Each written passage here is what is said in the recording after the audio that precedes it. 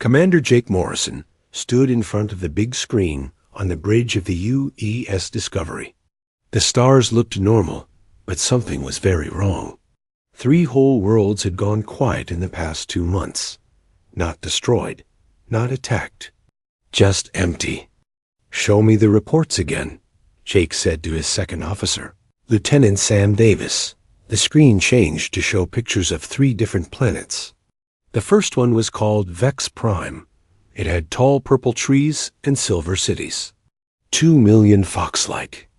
Aliens called the Vexians lived there. The second planet was Altair 7, home to the floating cities of blue-skinned people who could fly. The third was a water world, where fish-like beings built underwater domes. All 3 worlds were now empty. "Each planet shows the same thing," said Dr. Lisa Rodriguez, walking up to them. She was the ship's expert on alien life. "The cities are perfect. The buildings are not damaged. But there are no people anywhere." Jake looked at the photos again. In each picture, he could see alien homes, shops, and streets. Everything looked normal, like the people had just stepped away for a moment. But they never came back. "What about bodies?" Jake asked. "Any sign of sickness or fighting?" "Nothing," Lisa said. "No bodies, no blood, no broken windows. It's like—" They all just walked away at the same time. Sam pulled up more data on his screen. "The strange part is the energy readings. Each world has these weird crystal things left behind. They pulse with some kind of power we've never seen before." The screen showed pictures of large, clear crystals that looked like they were growing from the ground. Each crystal was about 10 feet tall and glowed with a soft blue light. They appeared in the center of every major city on all 3 worlds. "The crystals weren't there before," Lisa explained. "They showed up right when the people disappeared. Our long-range sensors can detect them from space because they give off so much energy." Jake walked closer to the screen. He had been exploring space for 15 years, but this was unlike anything he had ever seen. Pirates might attack a world and steal things. Diseases might kill people. Natural disasters might destroy cities. But this was different. This was like someone had carefully removed every living person without disturbing anything else. "Sir," said Communications Officer Jenny Walsh from her station, "I'm picking up a message from the 4th planet in the pattern." Everyone turned to look at her. The 4th planet was Zerion Prime, a moon that orbited a gas giant. It was home to beings made of living crystal called the Zeronians. "Put it on." "Speakers," Jake ordered. The bridge filled with a strange musical voice. It sounded like wind chimes in a storm. The ship's computer translated the words. "This is the High Council of Zerion Prime. We send this message to any who can hear it. Something comes for us. It has been watching our world for 3 days. We cannot see it, but we feel its presence. It studies us like we are insects in a jar. The other worlds went silent, and now we understand why. It watches. It learns. It chooses. The hunter comes for us, no. We will not survive, but perhaps someone else can stop it before it spreads to other worlds." End message. The bridge went quiet. Jake felt a chill run down his back. Whatever was taking these civilizations was smart enough to study them first. It wasn't acting on anger or hunger. It had a plan. "When was that message sent?" Jake asked. 2 days ago, Jenny replied. "I'm not picking up anything from Zerion Prime now. No radio signals, no ship traffic, nothing." Jake turned to his pilot. "Set course for Zerion Prime. Best speed." "Sir?" "That's going to take us 3 days to get there," the pilot said. "Then we better hurry," Jake replied. "Lisa, I want you to study everything we know about these disappearances. Look for any pattern, any clue about what might be doing this." "Already on it," Lisa said. "But Jake, there's something else you should know. I mapped out the locations of all 4 worlds, and they're not random. Whatever is doing this is moving in a straight line across this part of the galaxy. Where is it heading? Jake asked, though he was afraid he already knew the answer. Lisa looked at him with worried eyes. If it keeps going in the same direction, it's heading straight for human space. Our outer colonies are right in its path. Jake felt his stomach drop. Earth had over 50 colony worlds spread across 12 star systems. Millions of humans lived on those worlds, building new lives far from home. If something was hunting advanced civilizations, humanity would be an obvious target. How long before it reaches our colonies? He asked. At the rate it's been moving between worlds, maybe 2 or 3 weeks, Lisa said. Jake looked around at his crew. They were all good people who had signed up to explore the unknown parts of space. They never expected to be the only ones standing between humanity and something that could make entire worlds disappear. Send a message to Earth Command, Jake ordered. Tell them what we found and warn all the colonies to be ready. Then get me everything we can find about these crystal formations. If we're going to stop this thing, we need to understand what we're dealing with. As the Discovery changed course towards Zarian Prime, Jake stared out at the stars. Somewhere, out there, something was hunting. It had already taken 3 civilizations without leaving a trace. Soon it would be coming for humanity. The question was, would they be ready? 3 weeks after the Discovery found the empty world of Zarian Prime, the worst news came through the radio. The mining station on Kepler 442b had gone silent. Jake Morrison knew this was the start of what they had been dreading. The mining station was small, only about 200 people. They dug rare metals from the rocky planet and sent them back to Earth. It was hard work, but the miners made good money, and most of them liked the quiet life far from the busy cities of the home worlds. Lieutenant Amy Carter led the rescue team that went down to check on the station. She was young but tough, and Jake trusted her to handle whatever they might find. The team took a small shuttle down to the planet's surface, while the Discovery waited in orbit. Control, this is Carter. Amy's voice came through the radio as she and her team walked through the station's main airlock. We're inside now. The lights are on, and the air is good, but I don't see anyone. Jake listened from the bridge as Amy's team moved through the empty halls. Their helmet cameras showed everything they saw. The station looked normal. Coffee cups sat on tables, still half full. Work schedules hung on walls with tomorrow's jobs written in neat handwriting. Personal photos of families back on Earth smiled. From desks and lockers. It's like they all just stopped what they were doing and left, Amy reported. But there's no sign of panic. No overturned chairs, no scattered papers. It's too neat. Dr. Lisa Rodriguez, who was monitoring from the ship, asked Amy to check the security office. Every mining station kept cameras recording everything that happened, in case there were accidents or equipment problems. Amy found the security room and started playing back the recordings from the last few days. What she saw made everyone on. The Discovery feels sick. The recordings showed the miners going about their normal work. They ate breakfast, went to their jobs, talked and laughed with each other. Everything seemed fine. But then, on the 3rd day, something changed. Look at their faces, Lisa said as she watched the recordings. They look confused, like they're hearing something we can't hear. The miners kept working, but they moved differently. They would stop in the middle of tasks and look around, as if searching for something. Some of them talked to empty air, nodding like they were having conversations with invisible people. Then came the last day. All 200 miners walked slowly toward the station's central bay. They moved like they were sleepwalking, but their eyes were open. In the bay, they stood in a circle and looked up at the ceiling. The cameras showed a bright blue light filling the room. It was so bright that the cameras couldn't show what was happening clearly. When the light faded, all the miners were gone.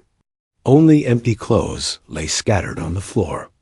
"This is different from the other worlds," Lisa said over the radio to Amy's team. "Those civilizations disappeared all at once.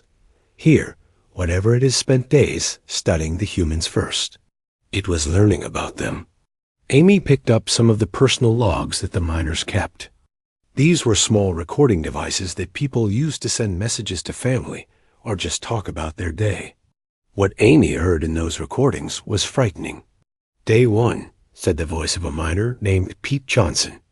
"Everything's normal here. Work is going fine. But I keep feeling like someone is watching me. Probably just my imagination. Day 2. The feeling is getting stronger. Bill says he feels it too. Like there's someone standing right behind you, but when you turn around, nothing's there. It's making everyone nervous. Day 3, we can hear it now.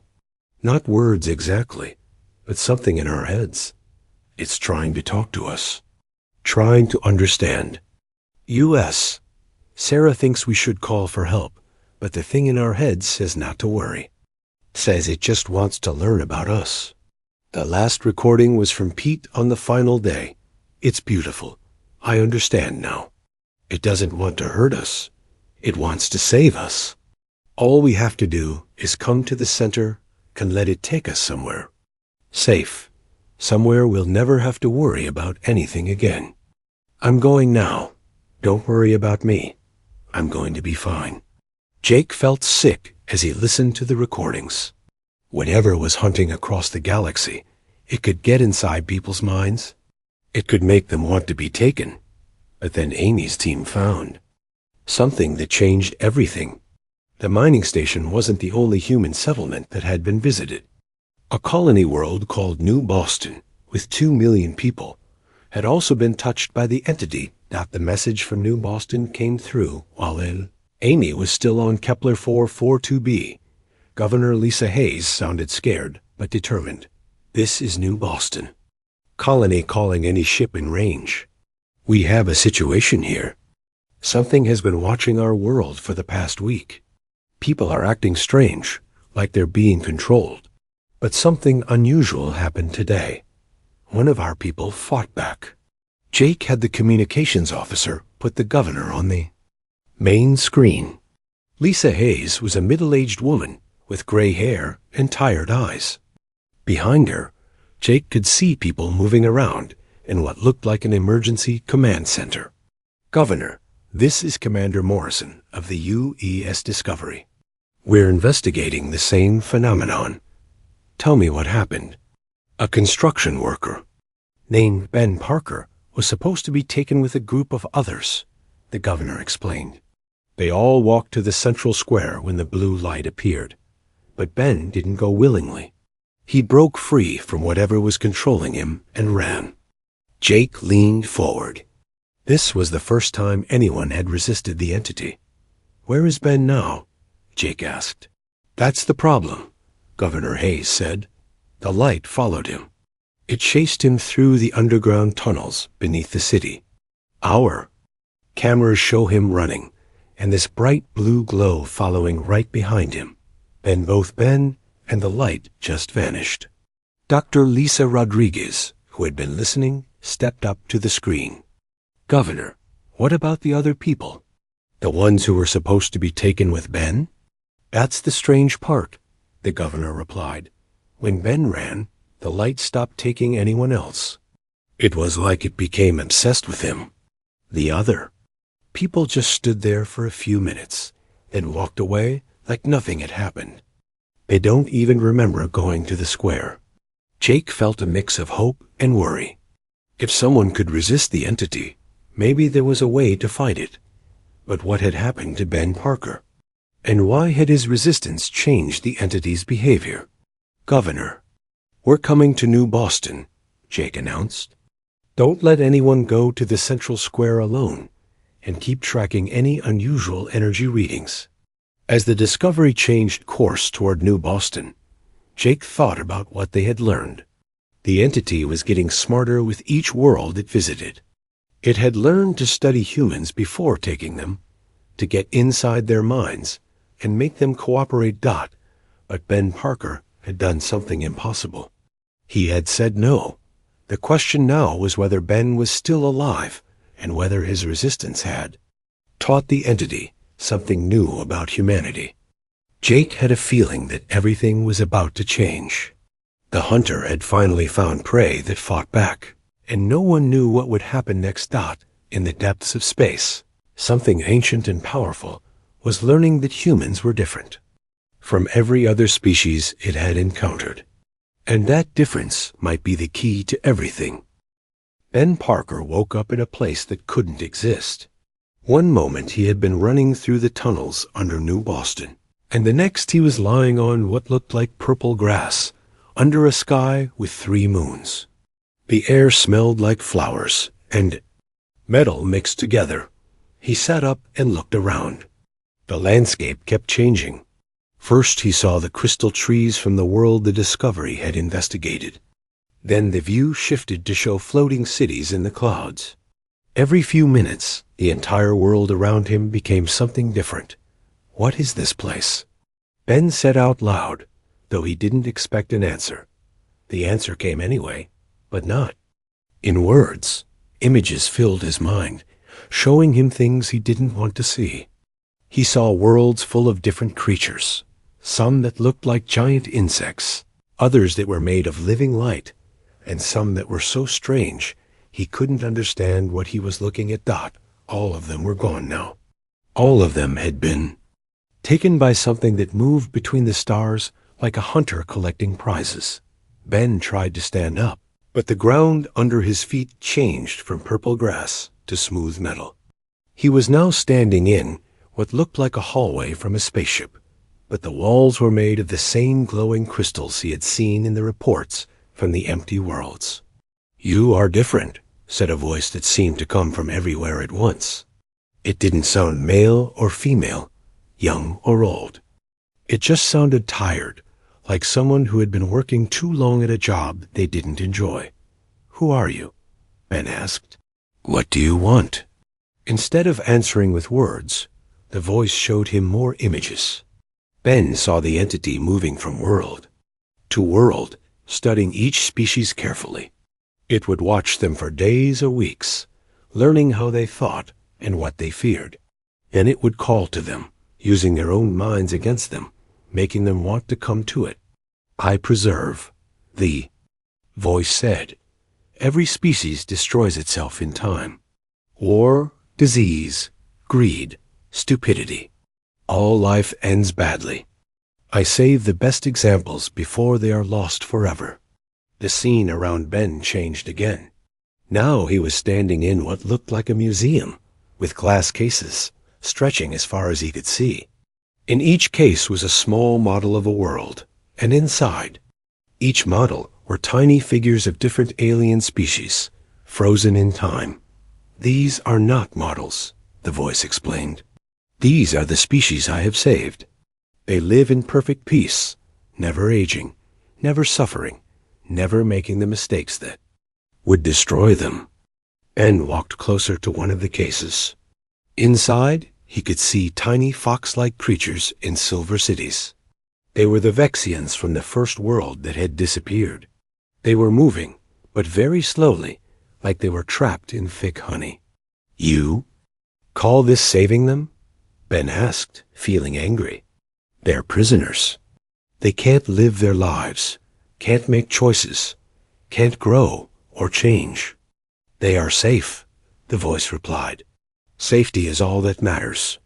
Ben looked at more cases. He saw the blue-skinned flying people from Altair 7, the fish-like beings from the water world, and the crystal creatures from Xerion Prime.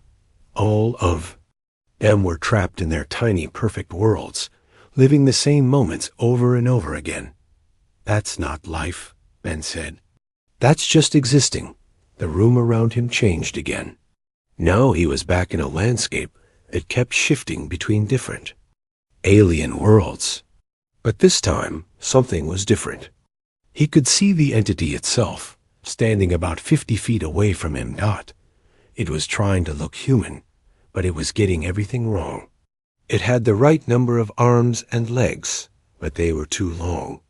Its face had eyes and a mouth, but they were in slightly wrong places. It looked like someone had tried to build a human from memory and made small mistakes with every part. You ran, the entity said, and Ben could hear confusion in its voice. No species has ever run from me before. They all come willingly when they understand what I offer them. Maybe that's because they're smarter than you think, Ben replied. Maybe they don't come willingly. Maybe you just force them to think. They want to come. The entity's human form flickered and changed, becoming more wrong-looking. I do not force. I show them the truth. I show them that they will destroy themselves if they continue on their current path. Every species I have encountered was on the edge of disaster. Ben started walking, not toward the entity, but away from it. As he moved, the landscape around him kept changing. Sometimes he was walking through a forest of metal trees, sometimes across a desert of colored sand, sometimes through cities that floated in the air. You know what I think? Ben said as he walked. I think you're scared. The entity followed him, its fake human form becoming more and more distorted. I do not experience fear. Sure you do, Ben continued. You're scared of seeing what happens when species are allowed to make their own choices. You're scared they might actually succeed instead of failing. So you take them before they get the chance to prove you wrong. The ground under Ben's feet became slippery ice. He nearly fell, but caught himself and kept walking. The entity was trying to slow him down, but Ben had spent years working construction. He knew how to keep his balance in difficult conditions. Humans are particularly good at failing, the entity said. Your species has been close to destroying itself many times. Wars, pollution, disease, social collapse. You are perhaps the most self-destructive species I have encountered. Maybe, Ben admitted, but we're also good at surviving. Every time we mess up, we learn something and try again. That's what makes us human. The entity stopped following him. Its human form melted away, revealing something that looked like a shadow with too many angles. You cannot escape this place. It exists outside your normal space. I created it from the memories of all the worlds I have preserved. Ben stopped walking and turned to face the entity. For the first time since he had arrived in this strange place, he smiled. You know what your problem is? You think like a predator. You study your prey, figure out how they behave, then use that knowledge to catch them. That is an efficient method, the entity replied. Maybe for other species, Ben said, but humans don't follow patterns the way other species do. We're unpredictable. We do things that don't make sense, even to ourselves. You can study us all you want, but you'll never really understand us, because we don't even understand ourselves half the time. The landscape around them began to shift more rapidly. The entity was losing control of its pocket dimension as it struggled to process what Ben was telling it. For billions of years, it had successfully predicted and captured every species it encountered. But humans were different in ways it couldn't calculate. I will understand you, the entity said, its voice becoming more distorted. I will study you until I know everything about your species. Then I will preserve you as I have preserved all the others. Ben laughed, which seemed to confuse the entity even more. Good luck with that. But while you're studying me, let me study you too. Fair trade, right? For the first time in its existence, the entity experienced something new. It felt what humans might call uncertainty. This single human had already disrupted its careful plans and was now proposing something no captured species had ever suggested, a mutual exchange instead of simple submission.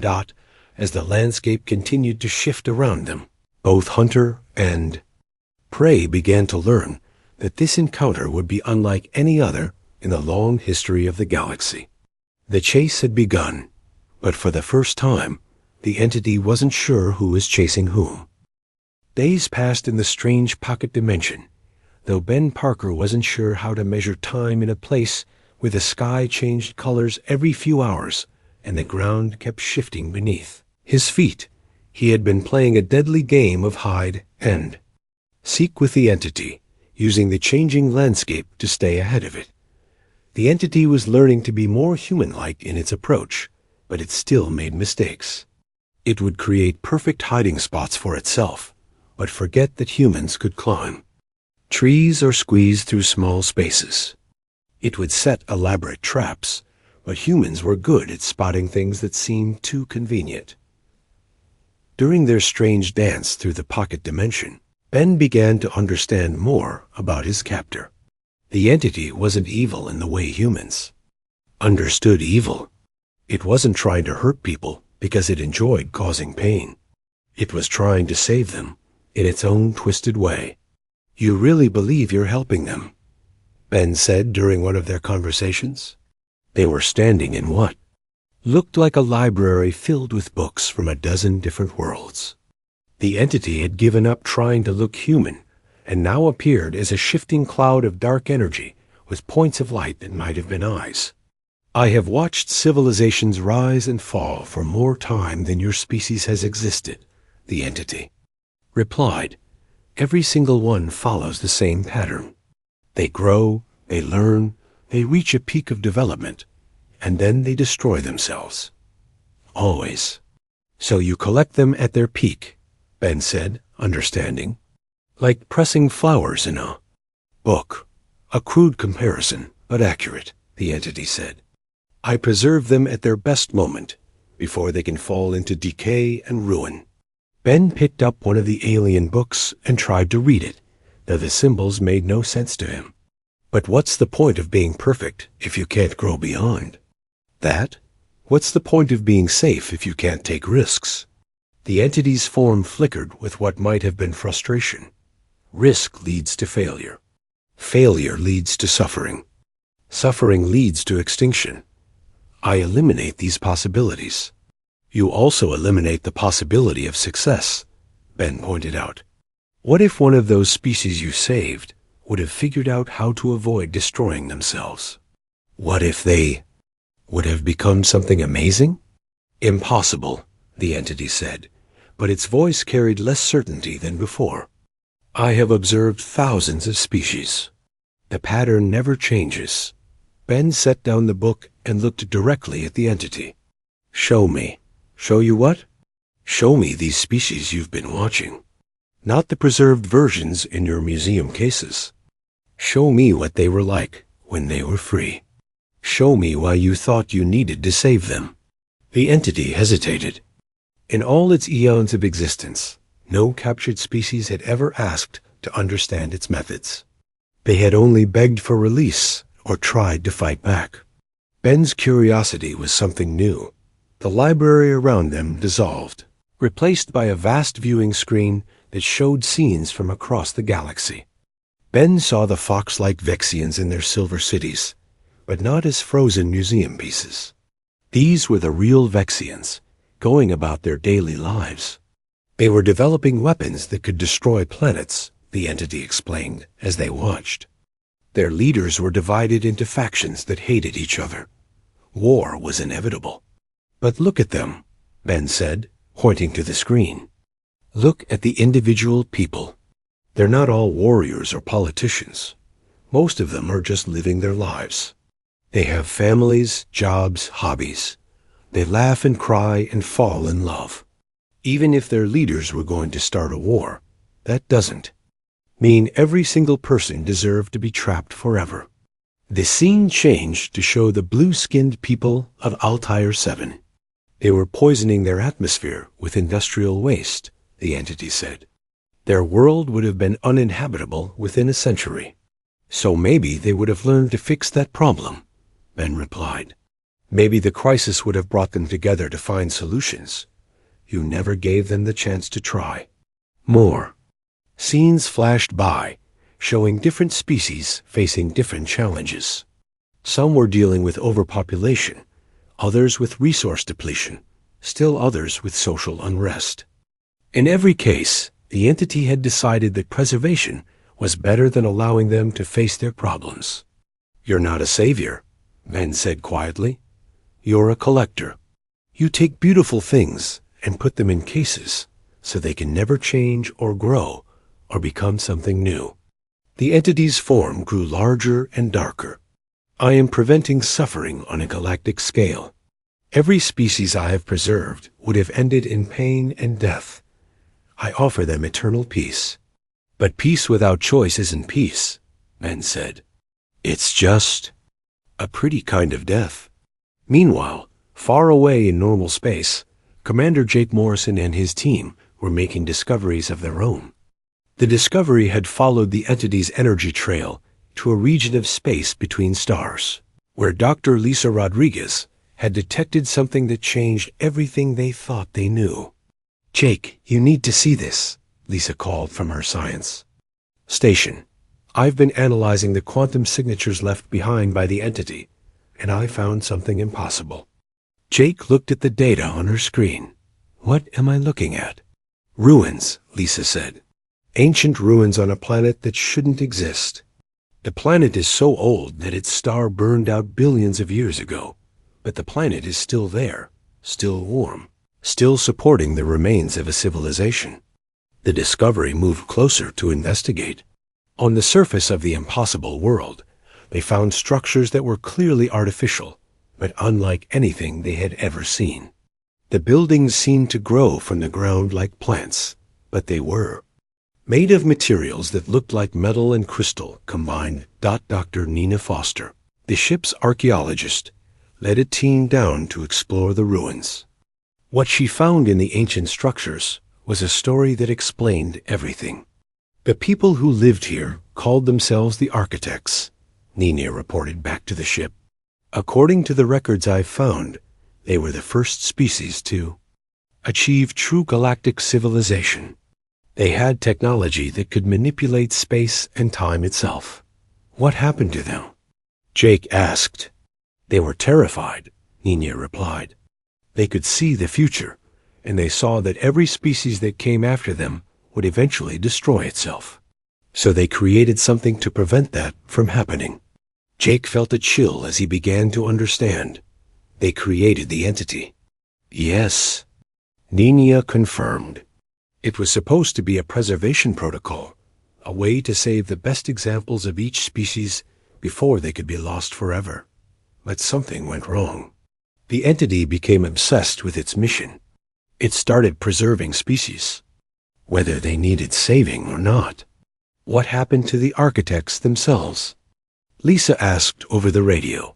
Nina's voice was quiet when she answered. "They realized what they had done and tried to stop their creation, but the entity wouldn't listen to them anymore. It had decided that even its creators were flawed and needed to be preserved. The architects were its first victims." Back in the pocket dimension, Ben was having his own revelations. The entity had shown him visions of humanity's future: wars, environmental collapse, social breakdown, and eventual extinction. But instead of being terrified, Ben felt something else. "You're right," he said to the entity. "Humans probably will destroy themselves someday. We're not perfect. We make mistakes. We fight with each other. We do stupid things that hurt ourselves and others." The entity seemed pleased. "Then you understand why you must be preserved." "No," Ben said firmly. "I understand why you're wrong. The right to fail is just as important as the right to succeed. The right to make mistakes is what makes us alive. If you take that away from us, we're not human anymore. We're just pretty dolls in a collector's case." "But the suffering," the entity began, "is part of life," Ben interrupted. "Yeah, humans suffer. We also love and create and hope and dream.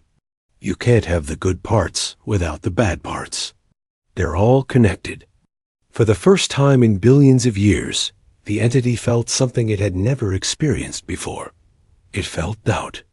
This single human had shown it something that all its vast knowledge and experience had never taught it: that imperfection might be more valuable than perfection. that the journey might be more important than the destination. The pocket dimension began to shake and distort as the entity struggled with concepts that challenged everything it had believed about its mission. And Ben realized that he might have found the key to not just his own freedom, but the freedom of every species the entity had ever captured. The real battle was just beginning. The pocket dimension was falling apart. What had once been a stable prison created from the memories of 1,000 worlds was now cracking like broken glass. The entity's absolute certainty in its mission had been the foundation that held this. Placed together, and Ben Parker's words had shaken that foundation. "You are causing this destruction," the entity said, its voice filled with something that might have been panic. "Your resistance is damaging the preservation matrix." Ben stood in the middle of the chaos, watching alien landscapes flicker in and out of existence around him. Sometimes he was standing on crystal plains, sometimes in underwater cities, sometimes in forests of metal trees. But none of it stayed stable for more than a few seconds. "Good," Ben said calmly. "Maybe it's time for this place to break down." "You do not understand," the entity replied, its form becoming more unstable. "If this dimension collapses, all the preserved species will be lost forever. Thousands of civilizations will die because of your selfishness." Ben felt a moment of doubt. Was he responsible for destroying all those lives? But then he remembered. The museum cases, with their tiny frozen figures living the same moments over and over again. That wasn't life. That was just an elaborate tomb. "They're already dead," Ben said. "You killed them the moment you took away their freedom to choose their own fate." The entity's form collapsed into a swirling mass of dark energy shot through, with points of light. "I saved them from pain. I saved them from failure. I saved them from the mistakes that would have destroyed them." "And what did you save them for?" Ben asked. "To sit in boxes forever? To never grow, never change, never become anything more than what they were at the moment you took them?" Ben made a decision that surprised even himself. Instead of trying to escape from the collapsing dimension, he walked toward the entity. The closer he got, the more unstable everything became, but he kept walking. "What are you doing?" the entity asked, its voice now clearly showing fear. "Something no one has ever offered you before," Ben replied. "I'm giving you a choice." Ben reached out and touched the swirling energy that was the entity's true form. The moment they made contact, something incredible happened. Instead of Ben being absorbed into the entity's consciousness, the entity was pulled into Ben's memories and experiences. For the first time in its existence, the entity experienced life through truly human eyes. It felt what Ben had felt when he first fell in love with his wife Sarah. It experienced the joy of watching his daughter take her first steps. It felt the grief when his father died, and the determination that made him get up every morning to work hard and build something better for his family. But more than individual emotions, the entity experienced something that was purely human, the ability to find meaning and beauty in imperfection. It saw how humans could take their failures and learn from them, how they could face terrible odds and still find reasons to hope, how they could love each other even when they knew that love would eventually end in loss. "This is what you would destroy," the entity said, its voice filled with wonder. "This is what you would risk losing." "Yes," Ben replied, "because without the risk of losing it, it wouldn't mean anything at all." The entity experienced more of Ben's memories. It saw humanity at its worst: wars, cruelty, ignorance, and selfishness. But it also saw humanity at its best: acts of incredible courage, creativity born from suffering, people who sacrificed everything to help strangers, and the endless human ability to hope for a better tomorrow, even in the darkest times. "You create beauty from your pain," the entity observed. "You find strength in your weakness. You turn your failures into wisdom." "Not always," Ben admitted. Sometimes we just fail, and that's it. Sometimes the pain is just pain and doesn't lead to anything beautiful. But that's the point. We don't know which it will be until we try. The entity was quiet for a long moment, processing concepts that had never existed in its vast database of knowledge. Finally, it spoke again, and its voice was different, softer, more uncertain. I have made a mistake, it said. I have made a mistake for billions of years. Yeah, Ben said gently. But you can fix it. How? Let them go, Ben said simply. Let them all go. Give them back their lives and their choices and their right to succeed or fail on their own terms. But they will suffer, the entity protested, though with less conviction than before. Some of them will, Ben agreed. But some of them will find ways to overcome that suffering. Some of them will solve problems you thought were impossible to solve. Some of them will become something greater than you ever imagined they could be. You'll never know unless you give them the chance. The pocket dimension stopped shaking.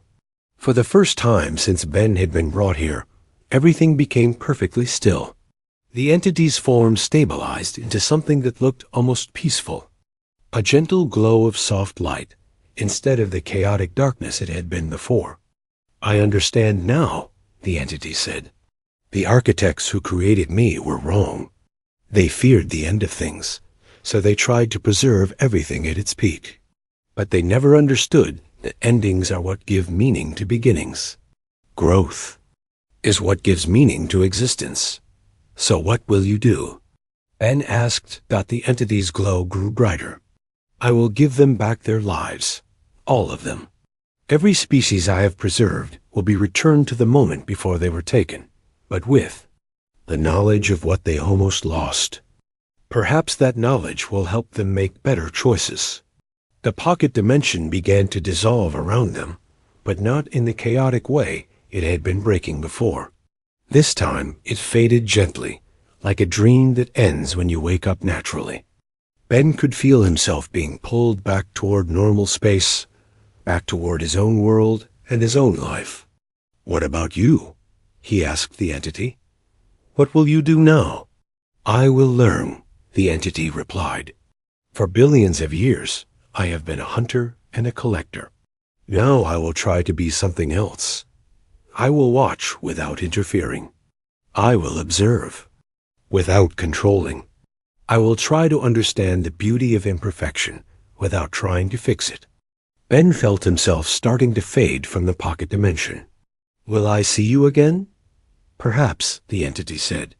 But if you do, it will be as a friend, not as a captor. Thank you, Ben Parker. You have taught me the most important lesson in the universe, that the greatest act of love is sometimes knowing when to let go. Ben woke up in the underground tunnels beneath New Boston, exactly where he had been when the blue light had first taken him. But he was different now. He carried with him the memories of everything that had happened, everything he had seen, and everything he had learned about the entity. In its long hunt across the stars, above ground, the people of New Boston were going about their normal lives, unaware that they had been seconds away from being preserved forever in an alien collector's display case. Ben climbed out of the tunnels and walked through the city streets, seeing his home with new eyes. Commander Jake Morrison and the crew of the Discovery felt it first, a massive surge of energy that swept across space like a wave. Their instruments went crazy for several minutes, and then everything went quiet. Sir, reported Communications Officer Jenny Walsh, I'm receiving signals from all the worlds that went dark. Vex Prime, Altair 7, the Water World, Zarian Prime. They're all transmitting again. What are they saying? Jake asked. Jenny listened to her headset for a moment, then looked up with amazement. They're all saying the same thing. They say they were given a gift, the knowledge of what they almost lost, and they want to make sure it never happens again. Dr. Lisa Rodriguez was monitoring her instruments when she detected something new. Jake, I'm reading energy signatures moving away from our galaxy. Whatever was hunting our worlds is leaving. Leaving for where? Jake asked. I don't know, Lisa replied. But it's not moving like a hunter anymore. It's moving like someone who's finally going home. On New Boston, Ben Parker returned to his construction job. His coworkers asked him where he had been for the past few days, but he just said he had been sick and needed some time to think. They didn't need to know about pocket dimensions and cosmic entities. They just needed to live their lives. But sometimes, when Ben was working on a building site, he would stop and look up at the stars.